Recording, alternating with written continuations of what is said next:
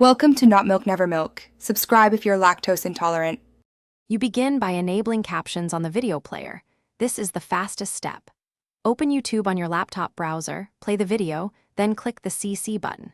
If you don't see CC, open Settings Subtitles/CC and select a language or choose Auto Translate later. Doing this tells YouTube to display text.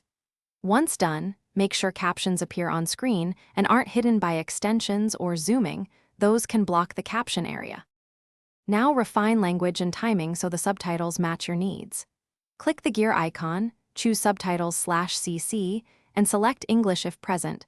That preserves original transcript accuracy. If English isn't listed, pick Auto Translate and choose English from the long language list. This creates machine-translated captions. Make sure to adjust playback speed and font size and accessibility if the text runs too fast or is tiny, because readability matters as much as correctness.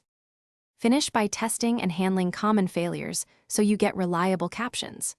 Reload the video and try a few different uploads to confirm your subtitle settings stick. If captions disappear, disable extensions like ad blockers, clear browser cache, or try an incognito window. These usually resolve conflicts.